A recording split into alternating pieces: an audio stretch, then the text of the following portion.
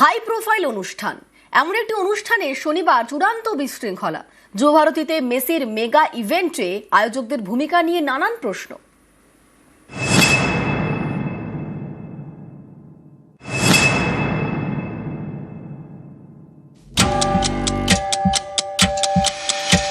Football বিশ্বের মহাতারকা শনিবার যুবভারতীতে ছিল লিও মেসির ইভেন্ট। সেখানেই চূড়ান্ত বিশৃঙ্খলা, ভাঙচুর, আগুন, কিছুই বাদ যায়নি। হাই প্রোফাইল অনুষ্ঠানের এমন অব্যবস্থার কারণে গ্রেপ্তার মূল উদ্যোক্তা শতদ্রু। এই ঘটনার ছত্রে ছত্রে প্রশ্ন উঠেছে মেগা ইভেন্টের ব্যবস্থাপনা নিয়ে। Rubbish mismanagement, rubbish. 32,000 দিয়ে পুরোটা দেখতেই পাইনি। This is a fraud, this is a miscam, total mismanagement by the authority. 15,000 I paid for it. I came from Bengaluru. Such a shit management Calcutta has done it right now. Disgrace for Messi, disgrace for Calcutta, disgrace for India also. আন্তর্জাতিক স্তরের তারকাকে এনে শহরে অনুষ্ঠান, আমন্ত্রিত ভিভিআইপিরা।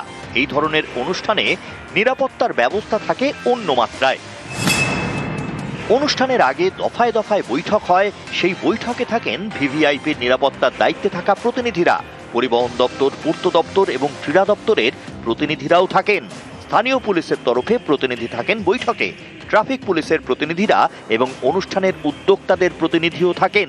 অর্থাৎ নিরাপত্তার দায়িত্বে কোথায় কে থাকবেন তা নিয়ে পরিকল্পনা করা হয় অনেক আগে থেকেই।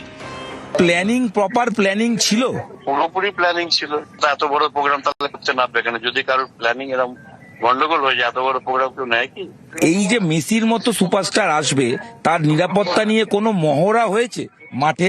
মহড়া তো 2-3 দিন ধরে বিভিন্ন রকম হয়েছে, পুলিশ আধিকারিক করেছে, হিসেবে সব করেছেন, এগুলো শুনেছি আমি। উদ্যোক্তাদের দাবি মেগা ইভেন্টের জন্য পরিকল্পনা ছিল, কিন্তু ছবি তো অন্য কথা বলছে। মেসিকে ঘিরে ভিড়, এত লোক মাঠে ঢুকলো কিভাবে? স্টেডিয়ামে বোতল ছোড়া থেকে ভাঙচুর, আগুন, কিছুই বাদ যায়নি। তাহলে এই বিশৃঙ্খলার দায় কার? আমার মনে হয় অ্যাজ আ টিম আমরা, ধরো আমাদের পুলিশ বা ধরো আমাদের যারা মানে সিকিউরিটি কর্মীরা ছিল এবং মিডিয়ার ছেলেরা, we all work together to make it a very good product. এবং তার জন্যই সাফল্য হয়ে প্ল্যান করাটা তো সব নয়, প্ল্যানটাকে রিলিজিয়াসলি এক্সিকিউট করা, এটাই হচ্ছে আসল কাজ। আমার মতে হচ্ছে এই পুরোটা মিলিয়েই তো ইভেন্টটা। শুধু আমি কাউকে ফাইনাল করে ফেললাম সেটা তো ইভেন্ট নয়, আমি তাকে আমার পুরো যে প্ল্যান, সেই পুরো প্ল্যানটাকে এক্সিকিউট করলাম, সেটাই হচ্ছে ইভেন্ট না? একটা হলিস্টিক তোমার প্ল্যান থাকা উচিত, মানে টপ ভিউ থাকা উচিত, যে ওয়্যার সব থেকে প্রথম এটা ভাবা উচিত যে ওয়্যার থিংস ক্যান গো রং। ওই জায়গাগুলোকে যদি আমরা আগে অ্যান্টিসিপেট করতে পারি তাহলেই তোমার আর্থিকটা কাজ। আমার মতে খুব একটা দূরদর্শিতারও দরকার নেই, just little common sense will be enough. একটু এত বড় ইভেন্টের মধ্যে একটা ইন্ডিভিজুয়াল নিজে ইভেন্ট করার চেষ্টা করছে, এখানে অবশ্যই ওকে একটা প্রফেশনাল এজেন্সিকে হায়ার করা উচিত ছিল। বিকজ সল্টলেক স্টেডিয়াম একটা ছোট্ট জায়গা নয়, পৃথিবীর সব থেকে বড় তারকা আসছে, যার যে আমাদের বলিউড অথবা টলিউডের সেলিব্রিটিদের 5,000 গুণ বেশি পপুলার। ওরকম একটা ইভেন্টকে খুব সেন্সিটিভিটি, খুব ডিটেল প্ল্যানিং এ করা হয়েছিল। নিউজ 18 বাংলা।